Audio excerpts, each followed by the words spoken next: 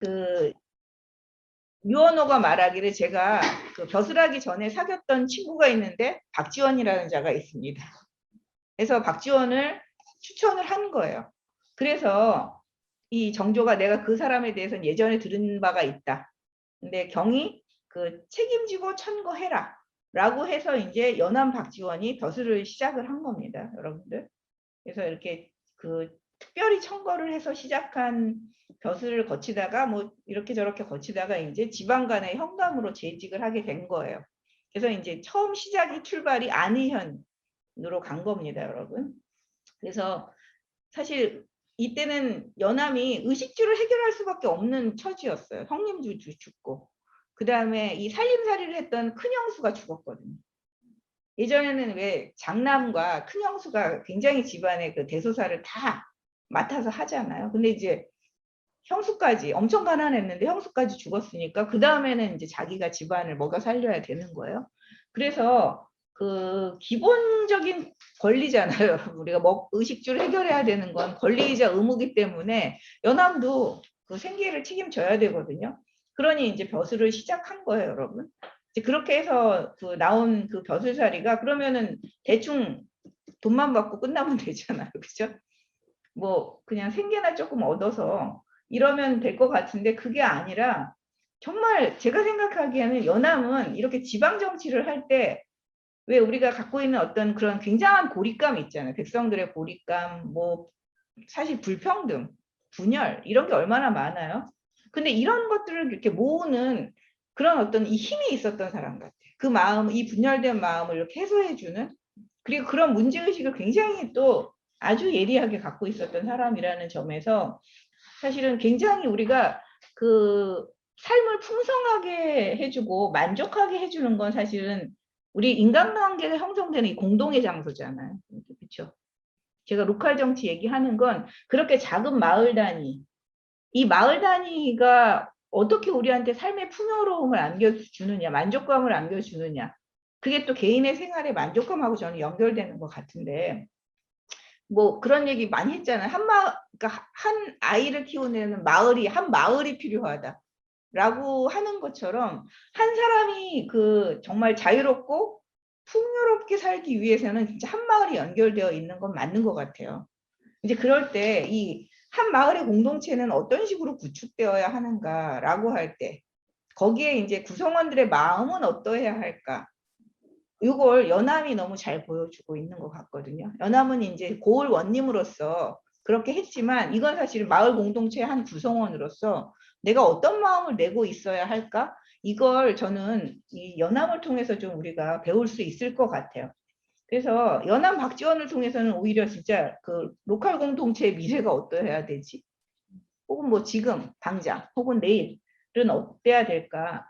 이런 것들이 좀 우리한테 좀 그 생각을 안 하고 살잖아요, 우리가. 근데 되게 연암한테서는 이 아이디어를 우리가 반드시 배워야 돼요. 진짜 지금 우리한테 필요한 게 뭔가, 사람에게 필요한 게 뭔가, 이걸 엄청나게 저는 연암이 고심하고 있었다고 생각을 해요. 그래서 우리가 무엇을 정말 여기서 갖춰야 하는가, 그냥 소유가 아니에요. 함께 살아가는 그 공동체 안에서 갖춰야 할 건 뭔가. 그래서 그런 어떤 그 비전이라고 해야 될까요? 그런 게 연암의 글을 통해서 저는 좀 제시되고 있다고 생각을 하거든요. 그래서 그 원님 생활을 할 때 그 첫 시험대가 있잖아요. 그 시험대가 있거든요. 그럴 때 그 원칙을 무너뜨린 적이 정말 없는데 그 연암은 그 1791년이에요, 여러분.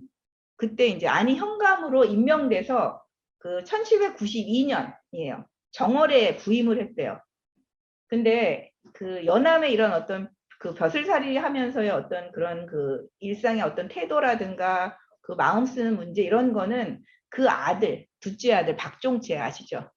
그 나의 아버지 박지원이라는 글이 있어요. 책 제목이 나의 아버지 박지원이거든요. 거기에 되게 자세하게 나와 있어요.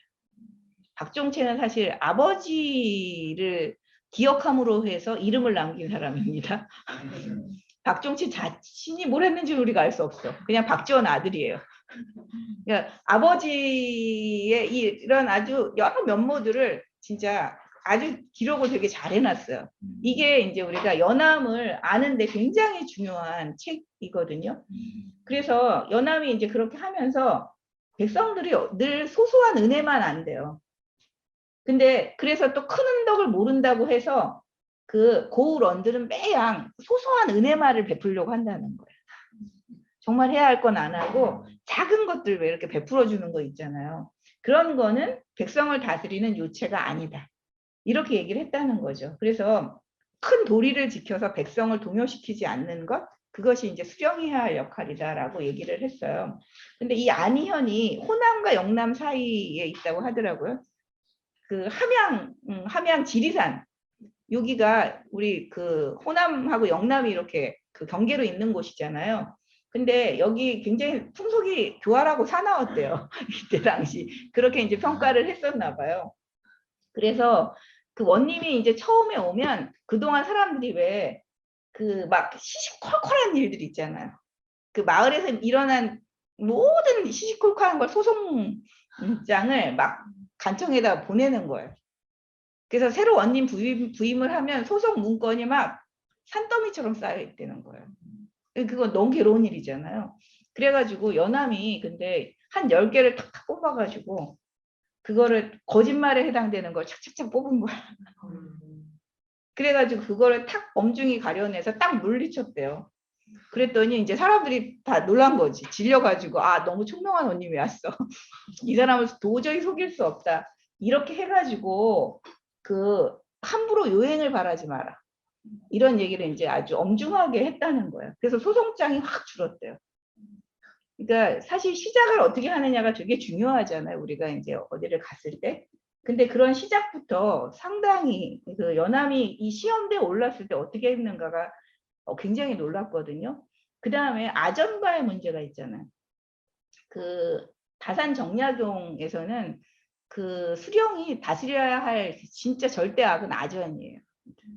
그래서 아전을 어떻게 정말 그 다스려야 되는가, 아전을 어떻게 물리쳐야 되는가, 이거에 대한 경계가 엄청나게 많거든요. 물론 그 지방에서 사실 지방의 백성들을 괴롭히는 사람의 그 정말 중심에 있는 사람들은 아전이었으면 틀림이 없어요. 근데 이 아전들도 사실 살기가 그렇게 편하지는 않았던 거예요, 여러분. 녹봉이 되게 작아요. 그러니까 사실은 도둑질을 하라고 있는 거예요. 녹봉을 적게 주는 건 먹고 살기 힘들게 해주는 건 뭐예요? 뒤로 니네가 알아서 챙겨서 먹고 살아. 라고 하니까 아정들이 이 부정하고 농간을 부리는 일이 되게 많았던 거죠. 그래서 왜 환곡이라든가 막 이런 거 있잖아요. 그리고 이제 저장미 이런 것들을 가지고 있잖아요. 그 관아마다. 근데 그런 걸 뒤로 이렇게 빼돌리는 일이 되게 많았던 거죠. 그래서 이렇게 사사로이 축을 내는 거예요. 슬슬슬 빼먹는 거지. 그러면 새 원님은 가서 어떻게 해야 돼요? 창고 점검을 다 해야 되지 않아요. 창고를 점검하면 어떻게 해요? 비어 있거든요. 그럼 아전을 닥달하고 자르고 이러게 되잖아요. 교체를 하고. 근데 이게 그 연암이 생각하기에는 그냥 아전 누구 몇 명을 몰아낸다고 해서 빼먹은 이 곡식이 채워지는 일도 아니고 아전들의 버릇이 그렇다고 달라지지도 않는다라고 연암은 생각을 했어요. 딱 판단을 한 거예요. 그래서 그 창고는 일단 천천히 조사하자라고 하고서 하나하나 이제 조사를 했는데 어쨌든 뭐 그 조사해가지고 한 6만여 휘 정도의 그 곡식이 부족한 거죠. 어떻게 했을까요, 여러분? 연암. 이거 어떻게 했을까요? 곡식을 도둑질했어. 처벌하는 게 마땅하잖아요. 잘라야죠. 막 자르면 근데 되나요? 안 돼. 자, 그들을 죽이거나 유배를 보낸다고 해서 잃어버린 곡식을 되찾을 길도 없어. 그리고 이제 다 물어봤더니 얘네들이 실토를 한 거예요. 아주원들이. 우리가 얼만큼씩 다 빼 먹었습니다. 이렇게. 그러니까 어떻게 실토를 했기 때문에 정상을 참작해서 일단 그럼 용서를 해줘야 된다. 그럼 이 문제를 그럼 어떻게 해결할 거냐 해서 가명에 가가지고 경상 가명으로 가야죠. 여기를 관리하는. 가서 그 가명에 가서 감사하고 이제 의논을 한 거죠. 내가 책임지겠다. 나한테 맡겨달라. 이렇게 돌아와서 어떻게 했을까요, 여러분? 사람들 다 모았어요. 그 아전, 관노, 뭐 백성들 가운데 나이 든 사람들, 그 또 나름 마을에 신망이 막 두터운 자들 있잖아요. 다 모아가지고 자 지금 곡식이 이렇게 비어 있다. 이렇게 빼먹은 거다. 근데 일단 얘네들을 어떻게 해요? 그 용서해 주겠다. 그리고 이제 이 용서를 해주고 오늘 이제 적발을 해서 다 가명의 보고가 들어갔으니 이후부터는 3년간 매달 얘네들한테 뭐 2,000석씩이면 2,000석씩 그 곡식을 갚는 거예요. 그래서 아전을 자르지 않고 이들한테 곡식을 갚도록 하겠다. 3년의 시간을 주겠다. 연함이 그렇게 얘기했어요. 그러면서 니네들이 그 곡식을 빼먹지 않고 지금 이걸 차근차근히 갚는다면 그 3년 동안 밭이 없는 자는 밭이 생길 것이고 집이 없는 자는 집이 생길 것이다. 그러니까 그런 식으로 해서 저축하게 만들고 또 갚을 건 갚게 해준 거예요.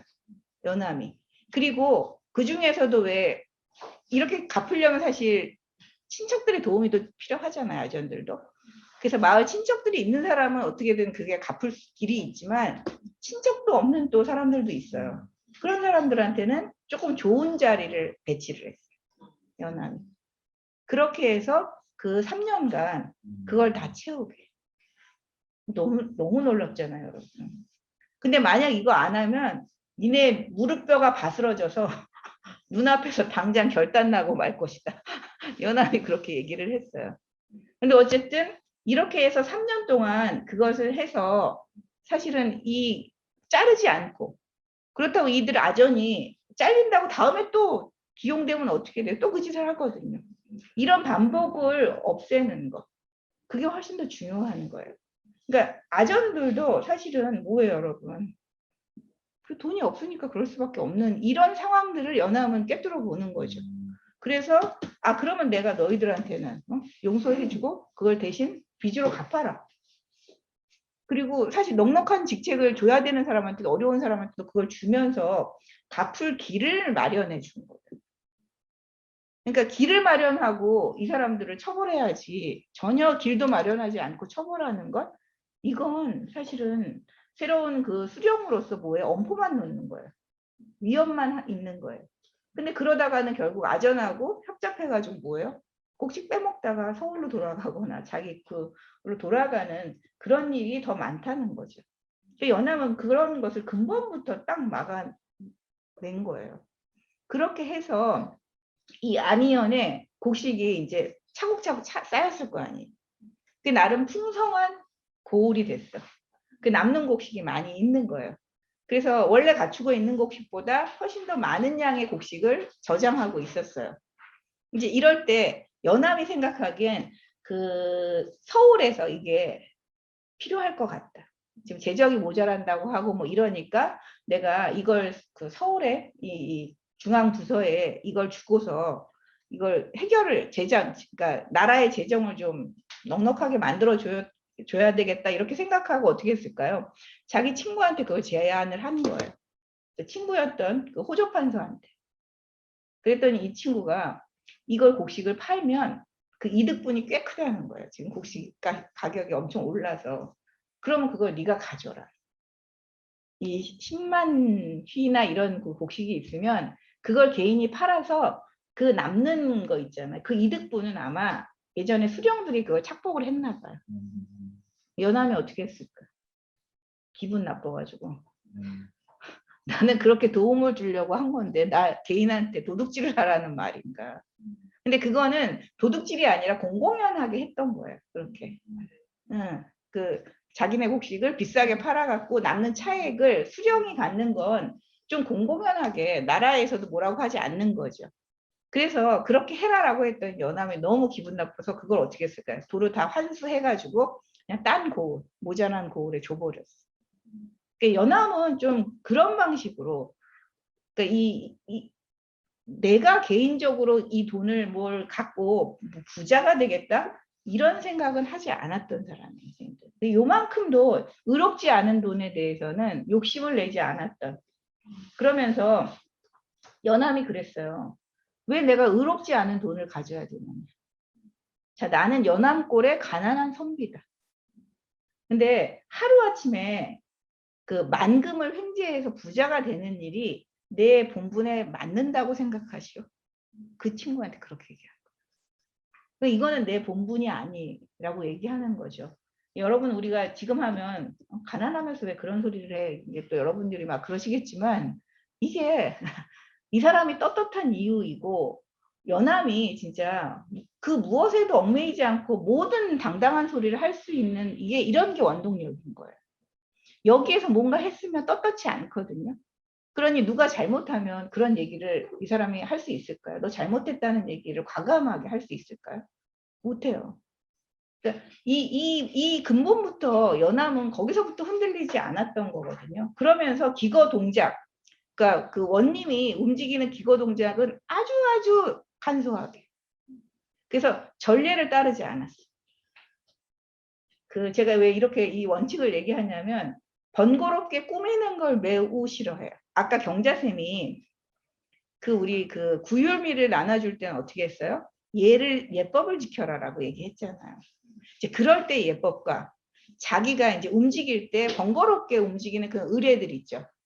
막 이렇게 행차할 때 벽제하잖아요. 막 물러거라 이런 거 너무 싫어했어. 의전을 너무 싫어해. 음식 올리는 이 절차, 막 그 수령의 기거 동작을 막 소리내서 알리는 일, 막 이런 거 있죠. 이런 것들은 다 없애라. 모든 일은 간략하고 정숙하게 해라. 그 연함이었어요. 그리고 그 새 법령을 우리가 시행할 때 맨날 전례를 들어서 예전에는 이러지 않았습니다. 이렇게 하면 이게 문제가 됩니다라고 이제 막 한다면 새로운 고을원은 도서 뭐해? 연함이 그랬어.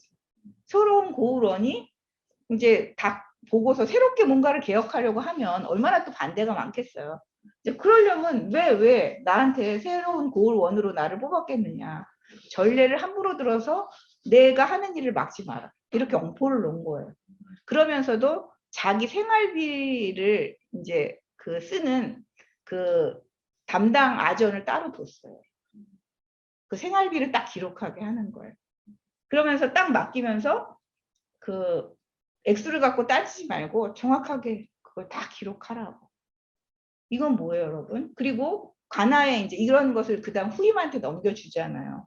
그렇게 하면서 정확하게 늘 기록해. 이렇게 말하는 거예요. 이건 뭐예요, 여러분? 내가 거기 사사로이 뭘 쓰지 않겠다. 그러니까 생활비도 내가 뭘 넘치게 막 그렇게 쓰지 않겠다. 만약 너희들이 마땅찮게 내 마음에 들게 하지 않으면 난 그날로 관아를 떠날 거야. 이렇게 얘기를 하는 거예요.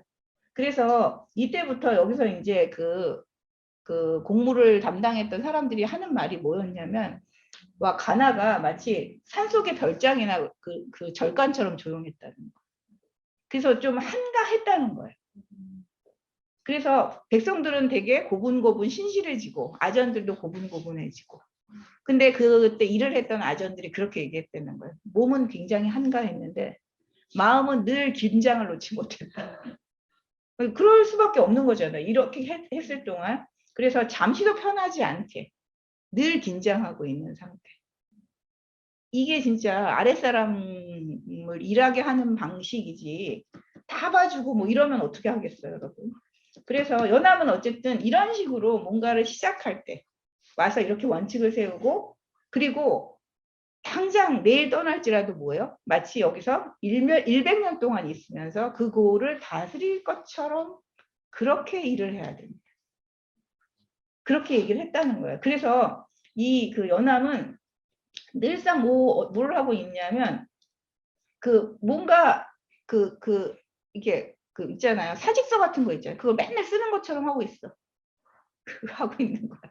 근데 뭐해요? 사직서를 쓰는 동시에 과실을 심고 있는 거예요. 그 마을에. 이건 뭐예요? 100년을 다스릴 것처럼. 마음은 떠나기를 마치 오늘도 떠날 것처럼 자유롭게 살면서도 어떻게 했을까요? 나무와 가실. 그 다음에 후임자한테 넘겨줄 문서 정리 이런 걸 꼼꼼하게 하고 있었던 거죠. 언제 떠날지 모르니까. 그러면서도 또 그건 이렇게 하고 있었던 이런 방식. 그게 그 연함이 이제 수령 생활을 하는 동안에 이런 어떤 한 행위들인 거죠. 이제 이런 걸 보면 연함은 그냥 책에서 정확하게 읽잖아요. 정확하게 사람들을 비판하잖아요. 그리고 부자연스럽고 그다음에 판에 박힌 듯한 생활하는 사람들에 대해서 늘 비판을 했던 사람인데 진짜 그 수령 생활을 할 때도 판에 박히게 안 하는 거예요. 이런 방식으로. 그리고 이제 사람들은 이 그 지금 안희연으로 다 가고 그다음에 이제 당진 쪽에서도 그 수령을 했고 양양에서도 수령을 했거든요.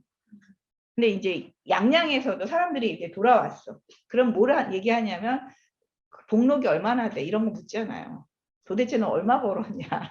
이런 얘기를 막 묻고 그런데요. 그랬더니 연암이 농담으로 그렇게 얘기했대. 나 12,000냥 벌어서 왔어. 왜 12,000냥일까요? 원래 원님은 한 2,000냥 정도 받거든요.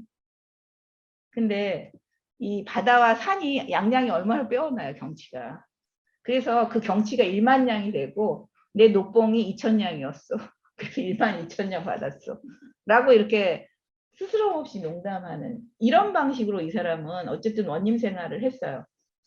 그래서 그 얘기를 좀 제가 이런 얘기를 일부러 여러분한테 이제 드리는 이유가 어떤 하나 이렇게 겉과 속이 다르지 않는 것. 암과 행이 정말 하나의 간극도 없었던 것. 그것을 증명하는 게 저는 이 사람의 수령 생활이었던 것 같아요. 그냥 자유롭게 백수로 있을 때는 뭐 착복할 것도 없으니까 그냥 살면 되잖아요. 그렇죠? 그냥 존재 자체가 그걸 할 수 없는 존재라서 그냥 그렇게 살 수 있거든요. 그런데 그렇지 않은 곳에 가서는 어땠을까? 진짜 우리가 그렇게 정치에 대해서 다스림에 대해서 얘기할 때 실제로 다스림의 실천은 어떤 건가라고 하는 걸 우리가 좀 얘기를 해보면 그리고 이 연암골에서 그 대륙간 그 농로가 있어요, 여러분. 안희연으로 같이 데리고 왔어요. 근데 이 연암이 거기에 그 안희연 주변에 땅을 사가지고 농사를 지은 거예요. 근데 이 농로가 사실은 자기 개인에 딸려온 사람이니까 언제든 일을 줘야 되잖아요. 그래서 그 밭을 갈게 했어요. 그래서 거기서 나오는 소작으로 제사를 지낸 거예요. 조상 제사를. 근데 떠날 때는 이 농로를 데려갈 수는 없잖아요. 그래서 어떻게 했을까요? 그 땅을 줬어. 또 여기서 이제 네 본분을 여기서 지키면서 농사를 지으면서 여기서 살아라. 라고 해가지고 그 땅을 싹 주고서 떠난 거예요. 이게 그냥 보통의 마음으로 가능할까요, 여러분?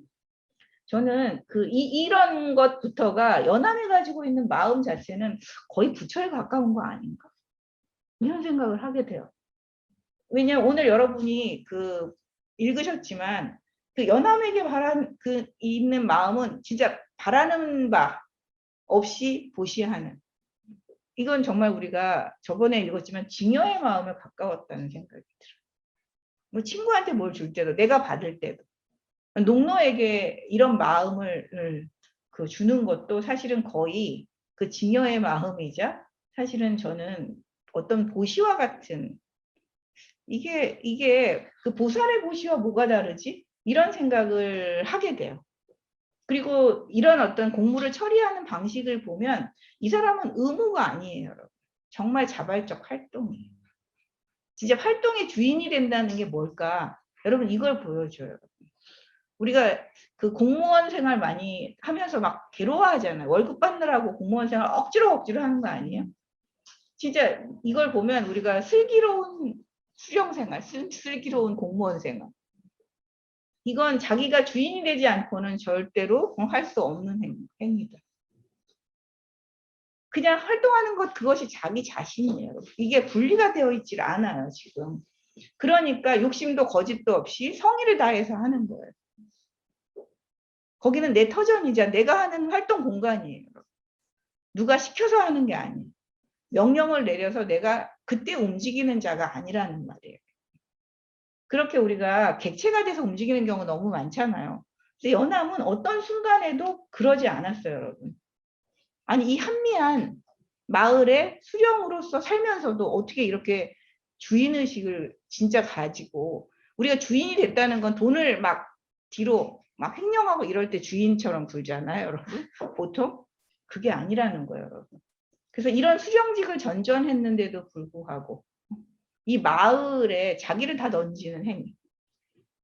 그 진짜 마을의 주인으로서 사는 행위. 마을의 주민으로서 백성들과 더불어 한 몸이 된 거죠. 이게 저는 연암의 대단함이라는 생각이 들거든요. 그래서 그 구휼하는 거는 굉장히 그 수령에게 중요한 역할이에요, 여러분. 그래서 학교를 일으키는 것도 수령의 역할이고, 사실 뭐 이 진율하는 것도 수령의 정말 중요한 몇 대 역할 중에 하나입니다. 근데 아까 말씀하신 것처럼 백성들한테 죽을 나누어 줄 때, 자, 예법이 있어야 된다라고 얘기해요. 아니 왜 다 굶어 죽어가는 사람들한테 무슨 예법? 우린 또 그러면서 막 싫어하잖아요. 그렇죠? 그래서 친구 여러분 그 편지 읽었죠? 그 친구도 그렇게 받아들인 거예요. 이 급박한 상황에서 무슨 예법을 차려야 되느냐? 라고 했을 때 사실은 다 우리는 받아먹을 때도 염치가 있잖아요. 그래서 부끄러워할 줄 알거든요. 받아먹는 걸 당연하게 여기지는 않는다는 거예요. 이제 그런 사람들한테 받아먹을 때도 자기가 예의를 차리면서 먹으면 어때요? 그 먹는 것 자체가 떳떳하거든요. 근데 맨날 내가 받아먹는 거야. 나라에 뭘 얻어먹었어라고 생각하면 떳떳하지가 않아요. 근데 떳떳하지 않으면서 또 뭐 어떻게 해요? 굉장한 강탈을 또 부리게 된다고요. 굶주렸으니까. 그래서 백성들은 지금 뭐와 같대요, 여러분? 굶주린 그 때를 쓰는 어린아이와 같은 상태. 이렇게 얘기를 하거든요. 이 때를 쓰는 그 어린 아이들과 같은 사람들은 어때요? 그냥 벌을 주는 문제가 아니고 강제를 뭘 행사해서는 절대로 안 돼. 잘 달래야 돼. 근데 그들에게도 염치와 사실 본성이라는 것이 있어서 그렇게 예법을 우리가 잘 가르치면 그대로 그 예법을 지키게 되어 있다는 거예요. 그래서 어때요? 저절로 양보하는 마음, 그리고 저절로 질서를 지키는 마음이 생겨난다, 그 가운데. 근데 연암이 진짜 그게 그냥 한 말이 아니에요, 여러분. 공문서의 편지에 그럴듯하게 쓴 말이 아니라 위아래를 분명하게 그 질서를 차서로 잡는 것. 그래서 뒤죽박죽 혼란을 주지 않는 것. 이거는 원칙을 분명하게 진짜 죽을 나눠줄 때 그거를 세웠어요.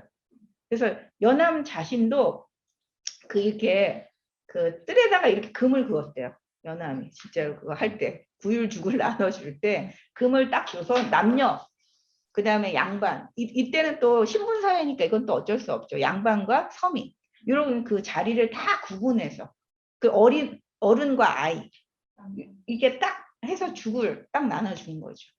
그 연암 자신이 또 그럴 때 특별하게 먹지 않았다는 거예요. 딱 동원에 나와서 자기가 먼저 그 백성들한테 나눠주는 죽 있죠. 한 그릇. 그걸 딱 먹었대요. 그래서 그 소반이나 상 같은 건 차리지 않고 그냥 딱 이렇게 죽그릇에 밥 한 그릇 딱 먹고 그렇게 자기도 한 끼를 해결하는 거죠. 그렇게 해서 사람들이 이제 먹으면 어때요? 이게 주인의 맛있게 먹고 딱 하면 그 다음에 이제 사람들이 먹는 거죠. 그래서 뭐 곡식을 나눠주든 죽을 나눠주든 정말 엄숙하게 진행해서 시끄럽지 않았다는. 왜냐하면 진주에 갔을 때 어땠어요? 문을 두드리고 난리도 아니었잖아요. 당연히 또 그렇게 되잖아요. 그죠? 그 얼마나 배가 고파. 사실 거의 꼬꾸라져. 꼬꾸라지는 지경에 무슨 짓을 해도 다 봐주잖아요. 그때는. 근데 분노가 문을 안 열어주고 있다가 자칫해서 문 열어줬더니 막 난리도 아니었죠. 그리고 그 끓이는 그걸 와서 어떻게 해요? 막 뒤져버리고 난리도 아니야. 정말 질서가 없어. 이러면 죽 한 그릇 먹기도 너무 힘든 거잖아요. 그 너무 먹는 것 자체가 구차스럽지 않나요? 그 죽 한 그릇을 먹어도 구차하지 않게 먹는 방법. 그건 미리 방지해야 되는 거야. 그래서 그때도 우리가 번거롭지 않은 예법을 가지고 죽을 나누어 줘야 된다. 이게 그 구휼의 원칙이다라고 얘기했어요. 근데 이 구휼의 원칙이 그 다음에 어땠어요? 사람들이 사실 그 영남이 엄청나게 흉년이 들어가지고 이 곡식을 조달하는 문제 그리고 굶주린 사람을 조사하는 거 이거 얼마나 어렵겠어요. 이 두 가지가 수령들이 너무너무 고심하는 문제거든요. 자, 조사했는데 또 굶주리는 사람이 있어. 그럼 어떻게 돼요? 문제가 엄청 나겠죠. 그리고 뭐 그 공식적으로 주는 국가에서 주는 곡식이 있을 거 아니에요. 근데 그것만으로도 사실은 다 차지 않아요. 그래서 기부금을 받거나 뭐 이런 식으로 해가지고 하고 또 자기 돈을 털기도 해야 돼요. 이 수령은 자기 개인의 그 돈을 털기도 해요, 여러분. 그리고 아까 말한 대로 그 자기 관아 있잖아요. 관아에서 벌어들이는 돈이 있거든요. 그 가나에서 더 벌어들이는 돈은 사실은 수령이 좀 마음대로 쓸 수 있어요. 근데 연암은 그런 걸 따로 모아가지고 어떻게 했어요? 사진이라고 해서 그걸로 사실은 그 구율미를 사실은 사서 백성들한테 나눠줬거든요. 이제 이런 거 할 때 얼마나 괴로워요. 그러니까 그 온 그 수령들이, 이 친구가 이단영이라는 친구거든요. 이 이단영이라는 친구가 편지를 보낸 거야. 근데 나름 어땠어요, 여러분? 꽤 이 친구가 호탕한 친구야. 그럼에도 불구하고 내천자를 기르면서 어떻게 해야 될지 난 모르겠다 라고 해가지고 한숨 푹푹 쉬면서 이제 편지를 보내는 거죠. 근데 연암이 뭐라고 얘기했어요? 자, 우리 같이 과거도 보지 않은 자들, 과거를 보지 않은 자는 사실 대가급제하지 않고는 벼슬을 하는 건 진짜 너무나 어려운 일이에요.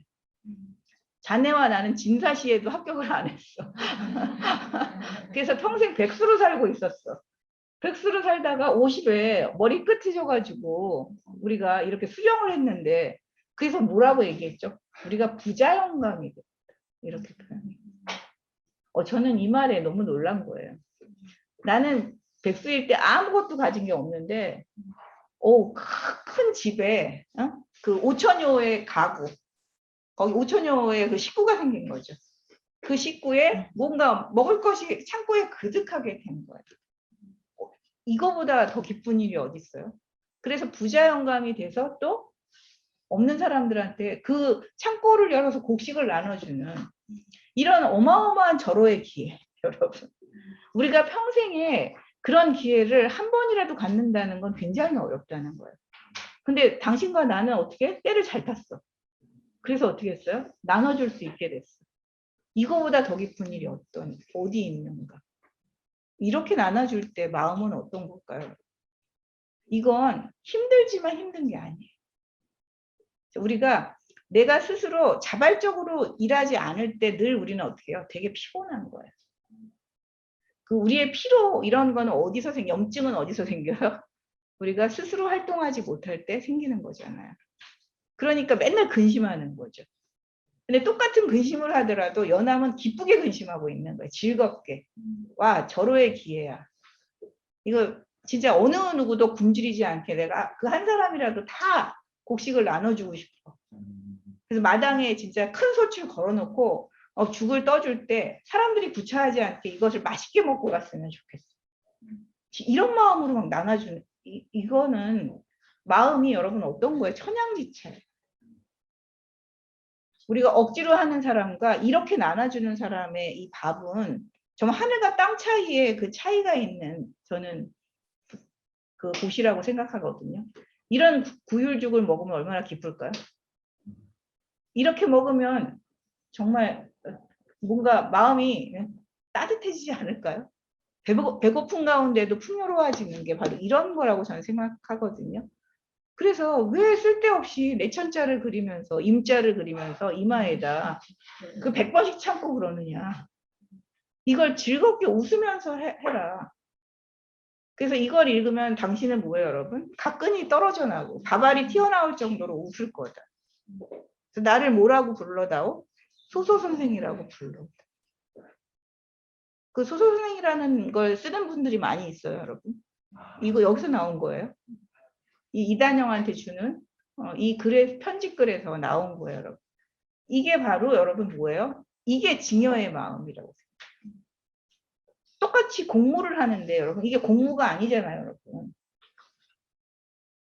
이게 제가 생각하기에는 우리가 이런 마음의 차이 때문에 어떤 사람은 되게 무겁게, 어떤 사람은 진짜 가볍고 경쾌하게 뭔가 일을 하는 것 같아요. 그래서 똑같이 안 힘든 건 아니에요. 근데 힘든데 되게 기뻐. 너무너무 즐거워. 이럴 때는 피곤하지 않은 거죠, 여러분. 그죠? 우리가 왜 피곤이 쌓이는지 한번 잘 생각해 보세요. 똑같이 일을 하는데 어떤 사람은 너무 피곤해하고 어떤 사람은 날아갈 것 같이 하고 있는 그 마음이 어떤 걸까? 이게 우리가 누군가를 뭐 이건 도와준다라기보단 기쁘게 뭔가 증여하는 이 마음이에요, 여러분. 진짜 누구나 지금 굶주려 있을 때 이 굶주림을 내가 해소할 수 있는 사람이 되었다는 그 자체의 기쁨. 그건 아무나 하나요, 선생님들? 이런 일을 누가 할 수 있나? 이런 마음으로 저는 사실 이 글을 읽고 처음에 되게 놀랬거든요. 연암에 사실 이걸 읽고 제가 되게 감동을 받았었어요. 이 소설을 읽고서 연암은 어떻게 이럴 수 있지? 이 마음은 이 진짜 뭔가 어마어마한 차이가 있는 거예요. 우리가 쓰는 마음하고 연암이 쓰는 마음은 정말 다른 거야. 이게 부처님의 마음이 아니고 누구를 부처님의 마음이라고 말할 수가 있지? 똑같은 그 국가의 돈을 우리가 쓴다 하더라도 이렇게 쓴다면 여러분 너무 다른 거잖아요. 지금 개인도 이렇게 자기 돈을 가지고 이렇게 써도 어마어마한 일이고, 근데 국가의 돈을 쓰면서 이런 마음을 가지면서 기쁘게 받아들이는 거. 이걸 좀 선생님들이 잘 생각해 보세요, 여러분. 그러면서 나중에 또 간섭받는 걸 되게 싫어합니다, 연암이. 그래서 어떻게 했어요? 어느 정도 그 굶주림이 해소되고 이랬을 때 공복을 받지 않겠다고 했어요. 공진을 안 하겠다. 그러니까 그 공식적으로 뭐 나라에서나 어떤 그 경상 그 감사에서 이렇게 주는 걸 안 받고 나는 내 힘으로 우리 관아에서 해결하겠다. 사진을 받겠다라고 얘기하는 거예요. 왜냐하면 그때 이제 그 농사를 지을 수 있는 사람들은 또 나는 괜찮습니다. 딴 사람한테 주십시오. 이 마을에서 사람들이 이제 그러는 거예요. 나는 굳이 안 받아도 됩니다. 그리고 술 파는 사람, 이런 사람들한테는 굳이 안 줘도 되는 거예요. 그 사람들은 어쨌든 돈이 도니까. 그래서 내가 돈을 내고 그 다음에 관아에서 나오는 사적인 돈들이 있잖아. 이런 것을 모아가지고 충분히 그걸로 백성들한테 그 부유를 할 수 있다라고 해서 그 감사한테 얘기를 했잖아요. 굳이 나를 감사할 필요도 없고 얼마인지 물어볼 필요도 없고 병영을 따로 보내서 감찰할 필요도 없으십니다. 저한테 다 맡겨주십시오. 그리고 그 공진도 너무 많이 주실 필요는 없습니다. 뭐예요, 여러분? 은희도 넘치게 받아서는 안 됩니다. 자, 내가 내 힘으로 살 수 있을 땐 그때는 더 이상 받으면 안 돼요. 자, 백성들이 이제 안정돼서 자기 힘으로 나가서 농사 지어서 그 끼니를 해결할 수 있으면 그때는 공진이 끝나야 돼요. 근데 그걸 괜히 받으면 어때요, 여러분? 거기서 또 안 좋은 일들이 빌미가 일어나거든요. 그래서 우리가 베푸는 것도 딱 멈춰야 될 때 멈춰야 되는 거예요. 그 베풀 때도 항상 이유가 있어야 돼요. 그냥 막 주는 게 아니에요. 진짜 당장 배고파서 쓰러져 있는 사람한테는 밥 한 끼가 필요하니까 그냥 줘야 되지만, 자, 이제 자기 힘으로 뭔가를 꾸릴 수 있는 사람한테까지 쓸데없이 은혜를 베풀면 어떻게 될까요, 여러분? 거기에 뭔가 군더더기 잉여가 붙으면서 뭐가 감정이 생겨요. 그래서 거기서 욕심이 생기는 거예요. 연암은 거기까지 얘기하면서 은희를 쓸데없이 넘치게 주시지는 마십시오. 이렇게 하면서 딱 끝냈어요. 연암이 이런 게 진짜 저는 와 정치의 그 원칙이라는 것은 누구나 있잖아요. 근데 그죠? 선생님들도 다 우리가 어딘가를 나섰을 때 원칙은 있는데 이 원칙을 상황에 맞게 이렇게 운영할 수 있을까요? 이 운영의 문제일 텐데 이렇게 운영을 정말 융통성 있게 할 수 있다는 게 너무 놀라워. 근데 이 융통성 있다는 게 뭔가 편법을 쓰는 게 아니에요. 그죠, 여러분? 너무나 요새 이 말 쓰기 싫은데 할 수 없이 또 공정하게라는 말 쓰네. 저 요새 공정 이런 말 되게 싫더라고요. 근데 어쨌든 공정하게. 엄청난 공정함으로 지금 이렇게 하고 있어요. 그런데 그 사람을 딱 보면서 해요. 사람에 딱 맞게 하는 게 있어요. 그래서 그 박종채가 아버지에 대해서 쓴 게 있는데 그 안희연에서 제가 이거 말씀드렸는지 모르겠는데 아주 그 주사가 심한 사람이 있어요. 주폭이에요, 요즘 말로 치면. 그래서 술만 먹으면 욕설하고 사람들을 몽둥이로 막 때리는 거예요. 그래가지고 아전도 이 사람을 이렇게 다스리려고 하면 그 아전도 막 역으로 막 때려. 그래서 이 아전이 너무 억울해가지고 연암한테 막 달려와서 억울함을 호소했어요. 어떻게 했을까요? 자, 저자가 이 몽둥이로 저를 때려 죽이려 했습니다. 막 그렇게 얘기하는 거예요. 그랬더니 연암이 얼른 가서 각수쟁이, 이런 몽둥이 나무에 글씨 새기는 사람이 있어요. 그림이나 글씨. 데리고 와라. 해가지고 그 각수쟁이를 데리고 와서 글을 새기게 했어요. 너무 코믹해요, 그 글이. 오라, 이 큰 몽둥이, 그 누가 만들었나? 아무개가 만들었지. 주정과 행패, 너에게서 나왔으니 너에게로 돌아가야지. 이 이치는 피할 길이 없으니 상해죄로 다스릴 일. 이 몽둥이 걸어두세. 저 마을문 곁에다가 회개하지 않는다면 함께 이 몽둥이로 때려주세. 사또가 그걸 허락함을 이 글로 증명한다. 그래서 이 주정뱅이가 사실은 몽둥이 들고 나와서 아전을 막 이제 행패를 부린 거잖아요. 그래서 거기다 글을 새긴 거예요. 그 마을 문에다 걸어 놓으면 누구나 보면 이 몽둥이로 얘를 때려줘도 된다는 거거든요. 허하노라예요, 여러분. 그래서 아전도 억울했지만 웃고 물러난 거예요. 그리고 이 주정뱅이 어떻게 됐을까요? 그 뒤로는 이런 야료를 부리지 못해요. 누구나 때릴 수 있는데 어떻게 이런 걸 부려요? 아니 이게 연암이 이게 연암의 다스림이에요. 어떻게 이럴 수 있죠? 연암은 근데 이 사람한테만 그런 게 아니라 정말 왜 붕붕 막 떠가지고 술 많이 옛날에 술주정뱅이가 뭐 지금만 있었겠어요? 옛날에는 있었겠죠? 그래서 막 종 하나가 또 너무 무례하게 구는 거예요. 그래서 맨날 소란을 피웠어요. 그래가지고 얘를 그래서 잡아다가 어떻게 했을까요? 작은 방에 잡아놓았어. 그래가지고 매일 집신을 이렇게 몇 켤레 이렇게 삼게 했어. 앉아가지고 방에 가둬놓고. 그래서 이제 한 달 반 정도 여러분 계속 집신을 그걸 이렇게 삼게 한 거예요. 어땠을까요, 여러분? 하인이 행실을 고쳤어. 술을 안 먹고 여러분 건실한 사람이 돼가지고 그 미친 듯이 날뛰는 이 버릇이 싹 사라진 거예요. 이거 너무 놀랍지 않나요, 여러분? 근데 연암이 너무 이상하게 여겨가지고 어떻게 그럴 수가 있느냐라고 했더니 연암이 원래 제가 악한 성품은 아니다. 근데 너무 오래 떠돌아다녀서 마음을 붙들어매지 못해가지고 걔가 그렇게 된 거다. 그래서 집신을 삼게 한 건 마음을 붙여서 자연스레 자기 마음이 단속되기를 내가 바래서 그러는 것이다. 라고 얘기를 했어요. 이거 보면 정말 연암이 너무 놀랍잖아요, 여러분. 그리고 예전에 곤장을 많이 쳤잖아요. 잘못한 사람들한테 곤장 많이 채면 어떻게 됐을까요? 곤장질이 끝나면 반드시 사람을 보내서 주물러 줬어요. 멍든데 거기를 이렇게 주물러서 풀어주는. 그래서 내가 고을 언노릇은 참 좋은데 사람을 매로다 숨기는 그 일만큼은 나는 몹시 너무 괴롭다. 이런 마음으로 다스리는 거예요.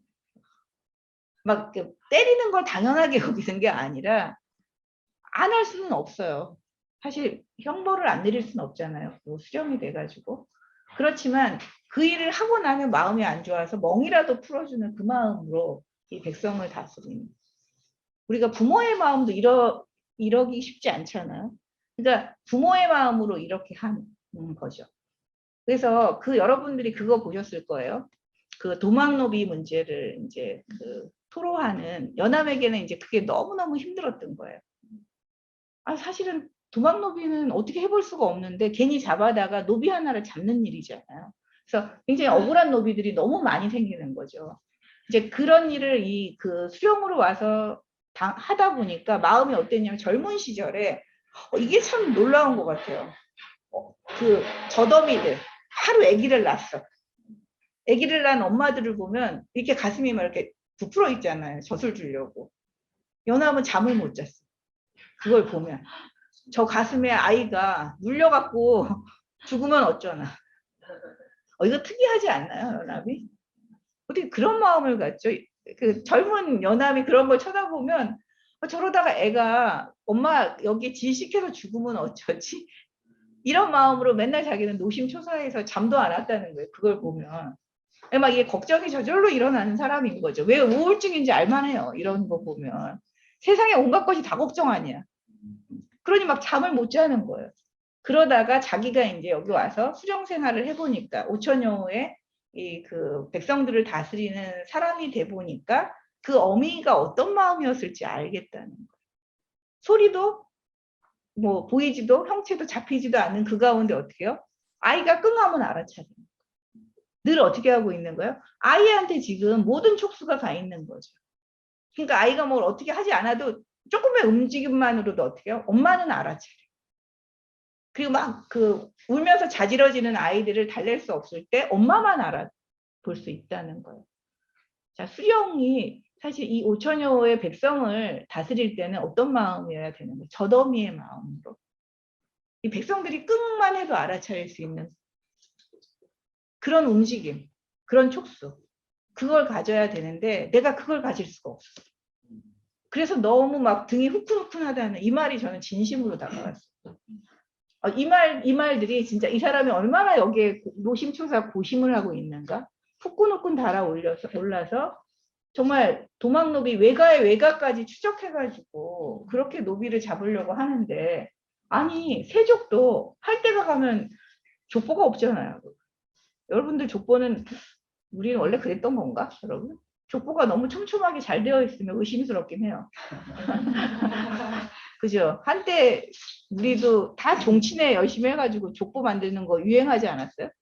80년대가 그랬던 것 같은데 80년대에 그 종친회가 엄청 유행하면서 제 기억에 우리 아버지도 종친회 엄청 열심히 나가서 이런 이따마한 그 태평규씨 족보 그거 가지고 믿어지지도 않지만 어쨌든 저는 길제의 후손이거든요. 그런 거야 보다 해요. 길제 후손이 어느 때 길제 후손인지 모르지만 아무튼 길제의 후손인가 보다. 그렇게 해서 뭐 족보를 만드는데 사실 그게 만들어지게 잘 되는 건지 잘 모르지 알 수가 없잖아요.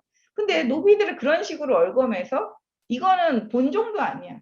외가를 얼궈가지고 노비들을 잡아들이는데 이 억울함. 우리 맨날 그 황구청정 뭐 이런 거 국사 시간에 배웠잖아요. 그거보다 더 하다. 이걸 어떻게 해결하느냐라고 하는 이 부분. 그래서 건의를 했잖아요. 자기 삼종형한테 제발 왕을 만나면 이 건의를 꼭 해달라. 내가 직접 할 수 없다면 누구라도 통해서 정말 이게 가장 시급한 지방의 문제다. 그래서 제발 억울한 사람이 한 사람도 없기를 바라면서 그렇게 쓰는 거에 저는 그 부분, 그 저더미의 마음 이게 진짜 놀라운 마음이구나. 한 수령의 마음이 이런 거라면 여러분 어디에 공감하지 않을 수가 있죠. 이 공감도라고 하는 것은 너무 놀랍잖아요, 여러분. 그러니까 사실 그런 살인사건을 해결할 수 있는 거예요. 살인사건도 그냥 놓치지 않아요. 진짜 셜록 홈즈잖아요, 여러분. 제가 이제 두 가지를 얘기를 여기다 썼는데 여러분 그 누구죠? 한조롱이. 그 장수원이라는 그 함양 사는 그 남자가 어떻게 했어요? 한조롱이라는 처녀가 겹방살이를 했어요, 여러분. 겹방살이를 하고 그 강에 뛰어들어서 죽었어. 그런데 그 한조롱이가 남긴 건 뭐예요? 한 줌의 머리카락. 이 한 줌의 머리카락을 왜 남겼을까? 연암이 그걸 다시 심사를 한 거예요, 여러분. 그 사건에 대해서. 근데 이게 말하는 것이 있을 것이다. 이거는 왜 뽑혔을 것이다, 이건. 그러면 그냥 뽑혔겠느냐? 머리채를 잡아 끌고 가서 강간을 하려다가 이게 아마 실패를 한 거고. 그러고 나서 이 처녀가 너무 억울해서 어떻게 했을까요? 그 한 줌을 동생한테 맡기고 갔다면 요거를 밝혀줘야 돼. 이게 연암이 갖고 있는 저는 엄청난 그 공감인 것 같아요. 그 사람을 완전히 이해했잖아요. 그냥 소홀히 하지 않아요. 왜 한 줌의 머리카락을 남겼을까? 저는 이것도 저는 왜 이렇게 껌껌이 놀랍지? 이런 것들이 진짜 놀라운 일이잖아요. 제가 어떻게 했기 때문에 강간하려다 실패했는데 걔가 딴 말을 하는 거예요. 먼저 유혹했어요. 뭐 어쨌어요. 그러다 싸웠어요. 이렇게 해가지고 사실은 자기 그 감량을 하는 거죠. 죄를. 그런데 그렇게 해서는 절대로 안 된다고 연암이 얘기했잖아요. 이건 강간죄로 다스려야 돼요. 피해 협박 정도가 아니라 강간죄로 다스려야 됩니다. 이렇게 해서 한조롱이의 그 억울함 있잖아요. 강물에 뛰어들었던 그 억울함을 해결해 주려고 엄청나게 세심하게 살핀 거예요. 그러니까 도망노비 문제에서도 그렇지만 연암은 진짜 이렇게 마을 사람 하나하나 있잖아. 이런 사건이 일어났을 때 거기에 다 공감을 해요. 그냥 넘어가는 경우가 없어요. 그 사람은 어떤 마음이었을까? 왜 그랬을까? 이걸 여러분 우리는 그냥 사건만 보잖아요. 아, 이랬으니까 이랬겠지 하고는 그냥 해결하고 넘어가는데 그 한 사람 한 사람의 삶에 대해서 주목하고 있는 거예요. 아, 그 사람의 지금 사는 게 어땠지? 겹방살이를 했어. 겹방살이를 사는 억울한 처녀. 그 처녀가 어땠을까? 뭐 이런 것들을 하나하나 다 추적해가지고 그 마음까지 읽어내는 이런 방식의 그 연암의 마음씀. 이게 어떻게 여러분 그냥 행정관으로서 객관적으로 쓰는 마음하고 같아요. 너무 다른 거예요, 이건. 그래서 그 연려함양 박시전을 예전에 저는 이게 어디에 실렸더라? 그 반경가기 전에 그 다른 단편들하고 같이 있었나요? 따로 있었나? 제가 그냥 연려함양 박시전이라고 하는 걸 고등학교 때 아마 그 국어 시간에 배웠던 것 같아요. 그때는 사실 감흥이 없었어요. 모든 책은 교과서에 들어가면 감흥이 없어져요. 그렇긴 한데도 그래도 감흥이 없었는데 사실은 수영 생활을 하면서 쓴 글이에요, 이게. 안의 현감 시절에 이 이야기를 이제 모아가지고 누구죠? 그 통판이었던 그 박 누구의 딸이 죽었잖아요.